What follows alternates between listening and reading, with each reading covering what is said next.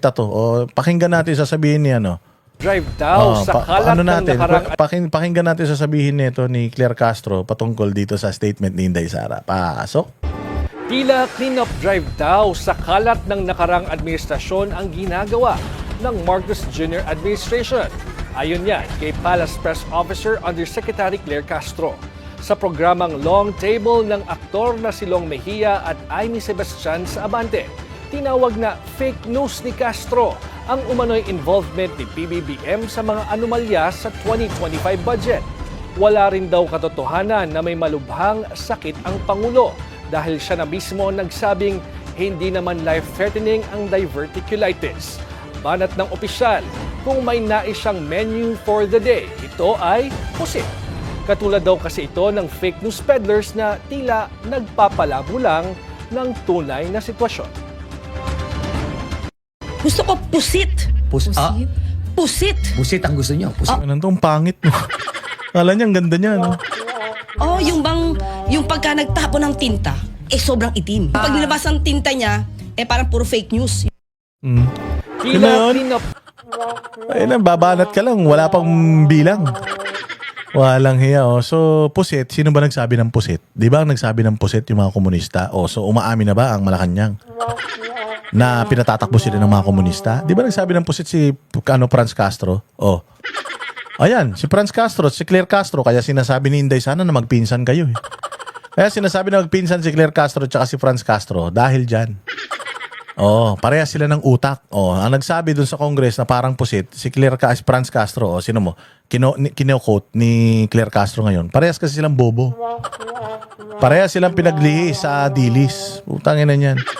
Style mo bulok. Ano magsasabi ng congressman na isang batang congressman din patungkol sa impeachment ni VP Sara? Pasok. Raw na umusad pa ang panibagong reklamo laban kay VP Sara habang expected na rin daw ang pagbasura sa impeachment complaint laban kay PBBM. Ayon yan kay Congressman Eli San Fernando. Anya, pansariling interes lang kasi ang iniisip ng mga kapwa kongresista. Narito ang Agenda Weekend Report ni Isaiah Mirafuentes ng Abante.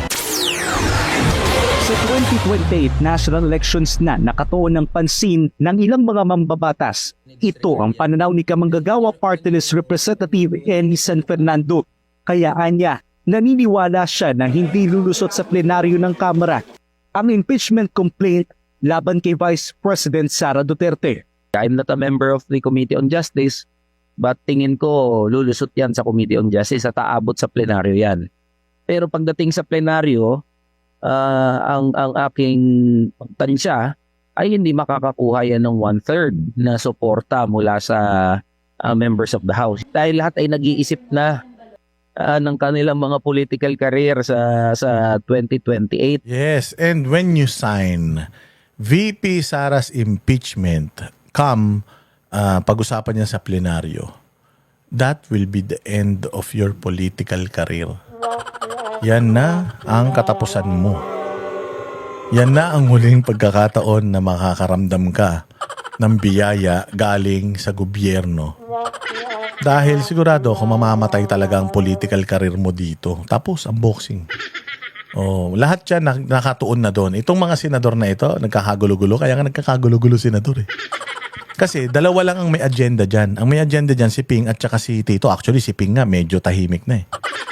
Kasi alam nila eh. O yan dalawa na yan, wala naman silang pakinabang sa 2028 dahil hindi natatakbo mga yan. Hindi naman niya magiging presidente, hindi naman magiging vice president yung dalawang kupal na yan. So ngayon, etong mga re-electionist sa 2028, kakabahan na yan. Kabado na yan sila. Bakit?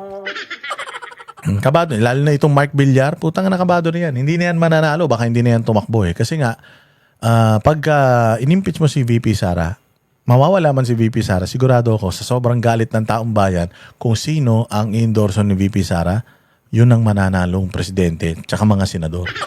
Tanginan nyo, subukan nyo. Kaya nga, yun din ang yan ang tingin ko and yan din ang tingin neto niya na marami ng mga politiko medyo mag-iingat na sila sa affiliations nila, lalong-lalo na lame duck na presidente. Nangangayayat na nga si Romualdez sa sobrang pamomroblema, hindi na kayo kayang isalba ng mga yan. Kahit mga sarili nila, hindi na nila kayang insalba. It's inevitable yung pagbagsak ni Bongbong Marcos at ni Romualdez. And the best thing na pwede mong gawin bilang isang politiko is to disconnect yourself from them. I-disconnect mo yung sarili mo sa kanila. Yun lang yun.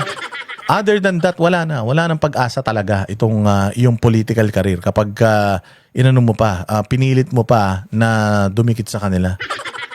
May mga nag-iisip na niyan. At yung iba ay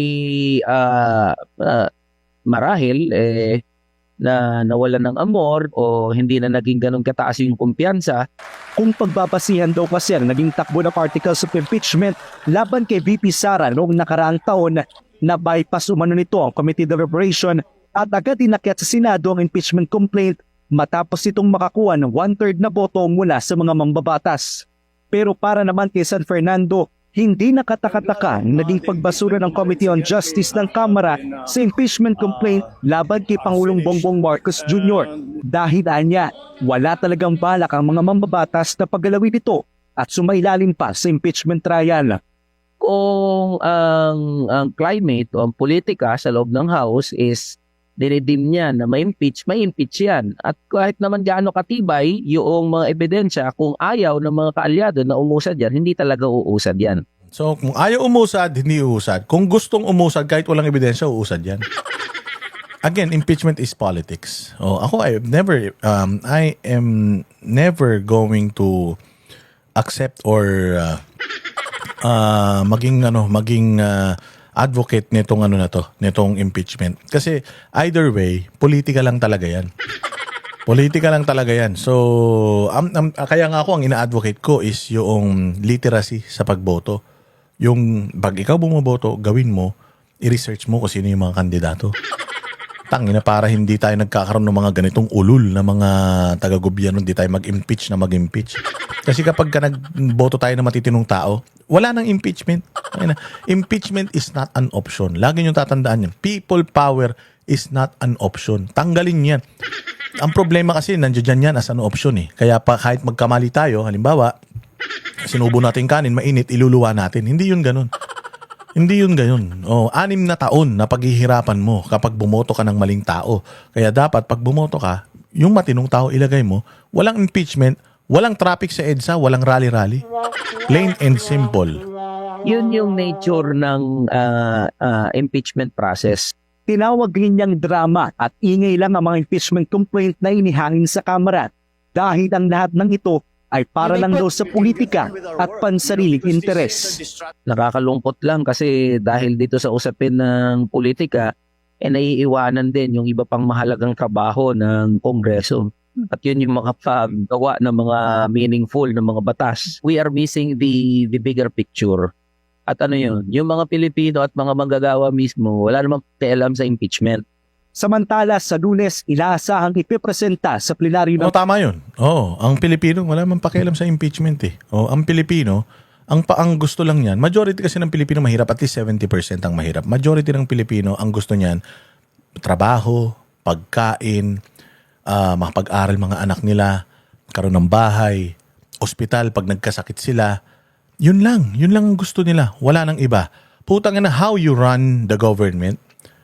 Actually, kahit nga magnakaw kayo sa Pilipinas, okay lang. So long as natutugunan nyo yung pangangailangan ng mga Pilipino, yung basic na pangangailangan ng mga Pilipino, peace and order. Ilan lang yan eh. Bahay, trabaho, pagkain, edukasyon, kalusugan, peace and order. Yun lang man eh.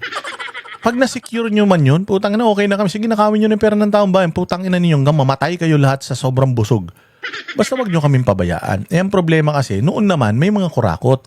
Pero kahit papaano, yung gobyerno, yung mga Pilipino, maayos yung buhay nila. Hindi sila masyadong nakikialam sa politika kasi nga, maayos man ang buhay nila. Ngayon hindi eh. Talagang, tangina, ninakaw nila hanggat ka duluduluhan ng sentimo ng pera ng taong bayan. Putya, hindi na sila nagserbisyo eh. Puro pagnanakaw ng ginawa nila sa mga Pilipino eh. Walang hiya na yan oh.